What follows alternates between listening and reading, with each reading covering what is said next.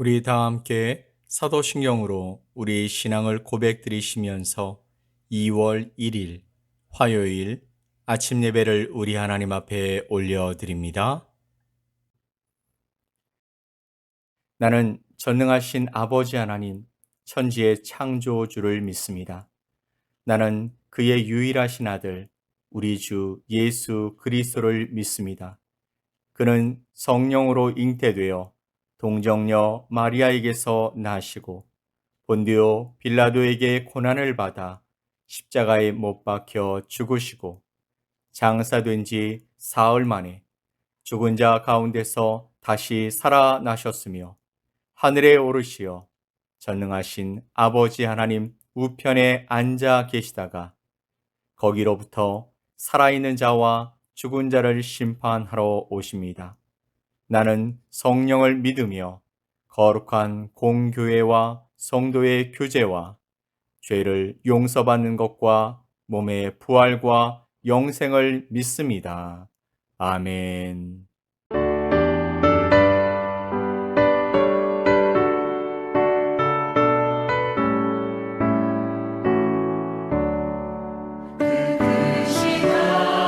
하나님의 사랑 말로 다 영영 못하네.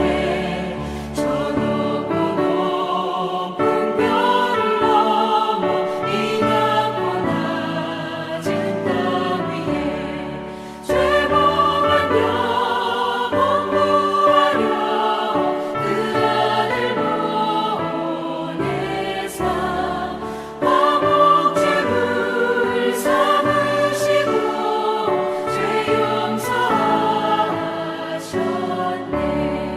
하나님 크신 사랑은 증명도 못하네. 영원히 변치 않는 사랑 성도여 찬양하세. 외로운 시절 지나가고 땅 위에 영화 쇠할 때 주 믿지 않던 영혼들은 큰 소리 외쳐 울어도 주 믿는 성도들에게 큰 사랑 베푸사 우리의 죄 사했으니 그 은혜 잊을까. 하나님 크신 사랑은 증명도 못하네. 영원히 변치 않는 사랑 성도여 찬양하세. 하늘을 두루마리 삼고 바다를 먹물 삼아도 한없는 하나님의 사랑 아기로 갈 수 없겠네. 하나님의 크신 사랑 그 어찌 닿았을까. 저 하늘 높이 쌓아도 세우지 못하니. 하나님 크신 사랑은 증명도 못하네. 영원히 변치 않는 사랑 성도여 찬양하세.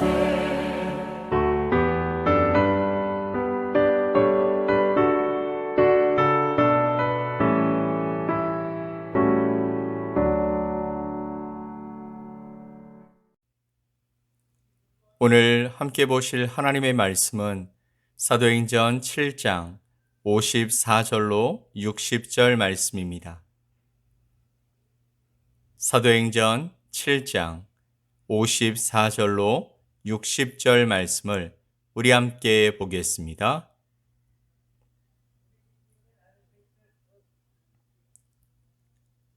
그들이 이 말을 듣고 마음에 찔려 그를 향하여 이를 갈거늘.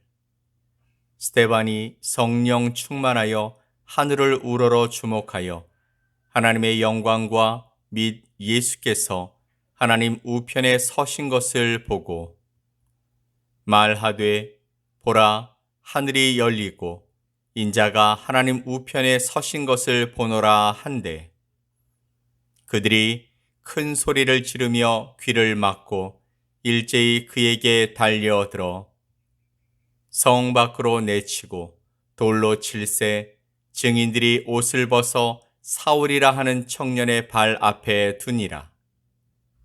그들이 돌로 스데반을 치니 스데반이 부르짖어 이르되 주 예수여 내 영혼을 받으시옵소서 하고 무릎을 꿇고 크게 불러 이르되 주여 이 죄를 그들에게 돌리시 마옵소서 이 말을 하고 자니라. 아멘. 오늘 본문은 스데반의 죽음에 관한 내용을 전하고 있습니다.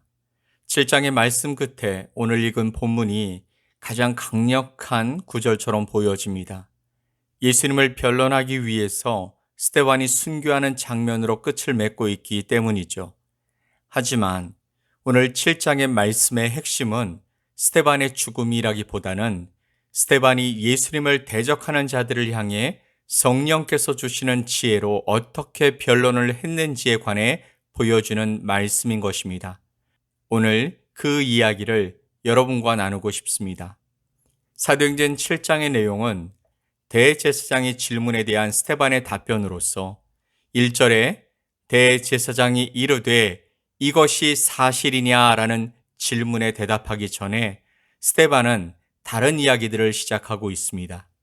즉 아브라함, 야곱, 요셉, 또한 모세, 다윗 이야기와 성전을 지은 솔로몬 이야기를 하고 있는데 어떻게 보면 앞뒤가 맞지 않는 듯한 대답처럼 보여집니다. 하지만 분명 스데반이 이 변론을 통해서 말하고 싶었던 것이 있었던 것 같습니다. 자, 첫 번째 그의 메시지는 하나님은요, 어느 곳이든지 계신다라는 것입니다. 그 당시 사람들은 하나님은 성전에 계신다고 믿었던 것으로 보여집니다. 솔로몬 왕이 지은 성전은 18만 명의 사람이 7년 동안 지은 너무나 아름답고 웅장한 건물이었습니다. 그래서 사람들은 이 정도 건물이라면 하나님이 거하시기에 적합하다고 생각했던 것 같습니다. 그런데 한 가지 문제가 생겼죠. 하나님은 성전에만 계신다라는 생각으로 굳어져 버린 것입니다. 그래서 하나님은 성전 안에는 계시지만 성전 밖에는 계시지 않는다고 생각하게 되었고 그렇게 사람들이 행동했다라는 것입니다. 이것은 오늘날에도 마찬가지인 것 같습니다. 어떤 사람들은 하나님은 교회 예배당 안에만 계신다라고 믿습니다. 그래서 하나님이 계신 예배당을 하나님이 사시는 거룩한 장소라고 말합니다. 그러나 교회 예배당 밖에는 하나님이 계시지 않는 것처럼 생각하고 행동하는 사람들이 있다라는 것이죠. 정말 하나님은 교회 예배당 안에서만 사시는 분이실까요? 아닙니다. 하나님은 모든 곳에 계시지요. 하나님은 어디에나 계신 분이십니다. 성전을 지은 솔로몬도 이것을 생각했고 그래서 그가 웅장하고 화려한 성전을 지은 다음에 하나님께 이렇게 기도했습니다. 열왕기상 8장 27절과 28절 말씀을 보면 하나님이 참으로 땅에 거하시리이까 하늘과 하늘들의 하늘이라도 주를 용납하지 못하겠거든 하물며 내가 건축한 이 성전이오리이까 그러나 내 하나님 여호와여 주의 종의 기도와 간구를 돌아보시며 이 종이 오늘 주 앞에서 부르짖음과 비는 기도를 들으시옵소서. 아멘. 하나님은 사람이 지은 성전 안에만 계시지 않는다라는 것을 인식하고 있었던 것이죠. 그러나 솔로몬은 자신이 지은 성전을 기도와 예배를 위한 특별한 장소로 사용해달라고 하나님께 요청했던 것입니다. 사도행전 7장 48절로 50절 말씀을 보면 그러나 지극히 높으신 이는 손으로 지은 곳에 계시지 아니하시나니 선지자가 말한 바 주께서 이르시되 하늘은 나의 보좌요 땅은 나의 발등상이니 너희가 나를 위하여 무슨 집을 짓겠으며 나의 안식할 처소가 어디냐 이 모든 것이 다 내 손으로 지은 것이 아니냐 함과 같으니라. 아멘. 그렇습니다. 하나님이 성전 안에만 계시다는 것은 말이 되지 않는 말입니다. 하나님은 어디에나 계신 분이십니다. 그런 하나님이 솔로몬이 만든 성전에만 계신다고 믿는다면 크게 오해한 것이죠. 그래서 어떤 일이 벌어졌습니까? 사람들 생각엔 성전 밖에서는 내 마음대로 살아도 된다라고 생각하게 만들었던 것입니다. 성전 안에 들어와서의 행동과 성전 밖에서의 행동이 달라졌다라는 것이죠. 지금의 교회에도 동일한 생각이 있는 것 같습니다. 교회 안에는 하나님이 계신 거룩한 곳이지만 교회 밖에는 그렇지 않다라는 것이죠. 그러나 우리가 기억해야 할 것은 위대하신 하나님은 사람이 지은 건물 안에 갇혀 사시는 것이 아니라는 것이죠. 그분은 창조주이십니다. 교회 예배당은 기도와 예배를 위한 특별한 공간일 뿐인 것입니다. 이것은 또한 우리의 행동이 교회 안에서와 교회 밖에서도 모두 같아야 한다는 것을 의미하는 것입니다. 자, 그렇다면 스데반은 왜 성전을 짓지도 않은 아브라함과 야곱과 요셉과 모세를 먼저 언급했던 것일까요? 그것은 그들에게 공통점이 있기 때문이죠. 그들의 공통점은 그들이 하나님과 함께 살았다는 데 있습니다. 그들에게 성전은 없었지만 그들은 하나님과 교제를 나누었던 사람들입니다. 하나님께 기도하고 하나님을 예배했던 사람들이라는 것이죠. 그들의 마음 중심에 하나님을 모시고 살았던 사람들인 것입니다. 바로 그들 자신이 성전이 되었기 때문인 것이죠. 이것은 예수님의 제자들도 마찬가지였습니다. 그들은 하나님의 아들 예수 그리스도를 마음에 모시고 산 사람들입니다. 그들 자신이 바로 성전이 된 것이죠. 우리도 제자들처럼 살 수 있습니다. 우리도 믿음의 조상들처럼 살아갈 수 있습니다. 우리도 교회 안과 밖이 일치하는 삶을 살 수 있습니다. 하나님은 우리가 그의 성전이 되기를 원하시죠. 하나님은 어제나 오늘이나 영원히 우리와 함께 살기를 원하시는 줄 믿습니다. 자, 두 번째, 스데반의 변론에서 강조되고 있는 것은 하나님이 다 하셨다라는 것입니다.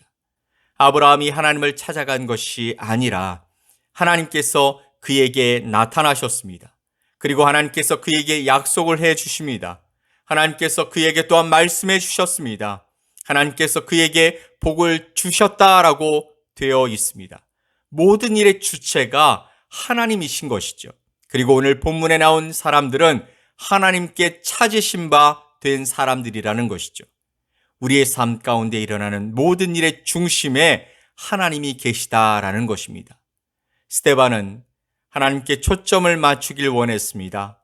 사람이 만든 성전이 중심이 아니라 하나님이 중심이 되어야 한다는 것을 강조하고 있는 것이죠. 하지만 종교 지도자들이 이것을 잊어버린 것이죠. 더 중요한 것, 초심을 잃어버린 것입니다.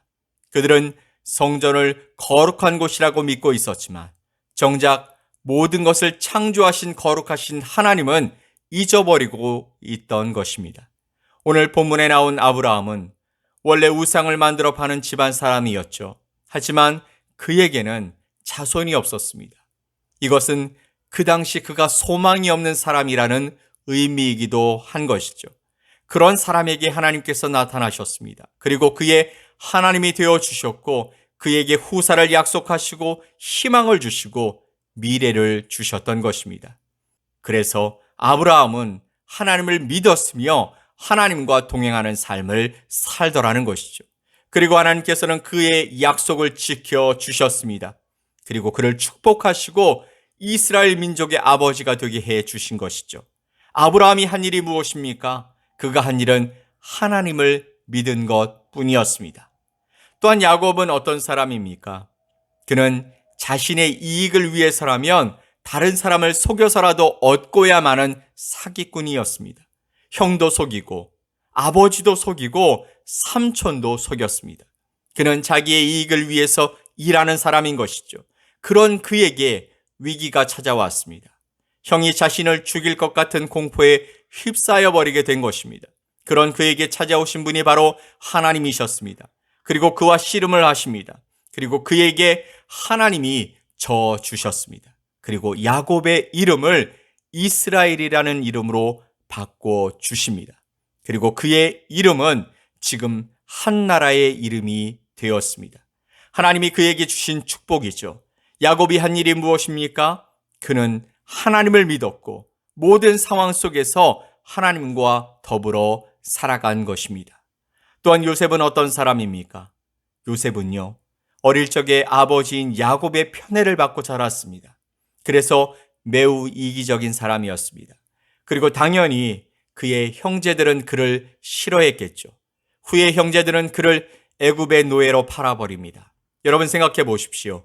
부잣집 아들로 아버지의 편애를 받으면서 살던 사람이 다른 나라에서 노예로 산다는 것은 쉬운 일이 아닌 것입니다. 얼마나 힘든 삶을 살았을지 우리가 짐작할 수 있을 것입니다. 노예가 되어버린 그의 삶이 얼마나 비참했을까요? 소망도 없고 미래는 어둡기만 할 뿐이었습니다.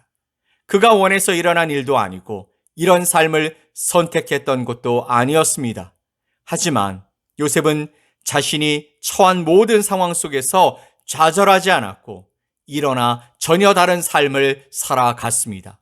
왜냐하면 하나님이 그와 함께 동행해 주셨기 때문이죠. 하나님은 그를 애굽의 지도자로 훈련시키셨던 것입니다.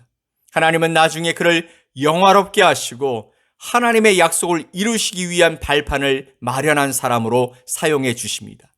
요셉이 한 일이 무엇일까요? 그는 하나님을 믿었고 모든 상황 속에서 하나님과 함께 살아갔던 사람입니다. 사랑하는 성도 여러분, 미래에 대해서 불안하십니까? 현실이 불만족스러우십니까? 하나님이 나를 돕지 않는 것처럼 느껴지십니까? 저는 여러분이 하나님을 믿었던 사람들의 삶을 볼 수 있었으면 좋겠습니다. 그들이 하나님 안에서 살아갔을 때 하나님은 그들에게 약속해 주셨고 그 약속을 반드시 이루어 주셨습니다. 비록 오늘 본문 가운데 스데반은 그의 변론을 마지막으로 순교하게 됩니다. 예수님을 증거하는 담대함이 결국 죽음이라는 결과를 초래했다면 대부분 하나님이 왜 도우시지 않았을까 의구심을 가질 것입니다. 하지만 하나님 나라의 계획 안에서 하나님은 스데반을 통해서 복음의 진보를 이뤄갈 수 있게 해 주셨던 것입니다. 개인적으로 또한 가정적으로 그리고 그와 함께한 공동체 가운데에선 슬픔이 있었겠지만 복음이 예루살렘에만 머물지 않고 땅끝으로 나아가는데 스데반의 죽음이 사용되었던 것입니다. 이후 복음은 위축되지 않고 더 강력하게 뻗어나갈 수 있었던 것이 바로 스데반의 담대함과 하나님의 역사였던 것이죠. 사랑하는 성도 여러분, 하나님께서 우리를 아브라함과 야곱과 요셉과 모세처럼 높이시길 원하십니다. 믿으십니까? 아멘. 하나님은 우리와 세상의 빛이십니다. 하나님은 우리의 소망이시며 우리의 주인이십니다. 이 영광의 하나님이 저와 여러분을 높여주시는 것이죠. 왜냐하면 하나님이 우리와 동행하시기 때문입니다. 하나님과 동행한다라는 것은 우리가 하나님의 은혜의 반열에 함께 올라가는 것을 의미하는 것입니다. 그러기에 우리는 더 이상 이 세상의 약한 자, 소망 없는 자, 가난한 자가 아니라 하나님의 사랑받는 자녀요 백성인 줄 믿습니다. 이 하나님의 축복이 여러분과 함께하기를 예수 그리스도의 이름으로 간절히 축복합니다. 아멘. 우리 함께 기도합시다. 하나님 아버지 감사합니다. 예수님께서 나와 함께 하신다는 것이 얼마나 큰 축복인지 알게 해주셨습니다. 예수님 때문에 우리가 변화된 인생을 살게 되었음을 알고 변화된 인생으로 살아가는 복된 삶이 되게 하여 주시옵소서. 세상의 가치보다 더 귀한 것을 받은 우리가 하나님으로 세상을 더 빛나고 아름답게 만들어갈 수 있도록 우리를 사용해 주시옵소서. 감사드리며 예수 그리스도의 이름으로 기도 올리옵나이다. 아멘. 하늘에 계신 우리 아버지요, 이름이 거룩히 여김을 받으시오며 나라가 임하시오며 뜻이 하늘에서 이루어진 것 같이 땅에서도 이루어지이다. 오늘 우리에게 일용할 양식을 주시옵고 우리가 우리에게 죄 지은 자를 사하여 준 것 같이 우리 죄를 사하여 주시옵고 우리를 시험에 들게 하지 마시옵고 다만 악에서 구하시옵소서. 나라와 권세와 영광이 아버지께 영원히 싸움나이다. 아멘.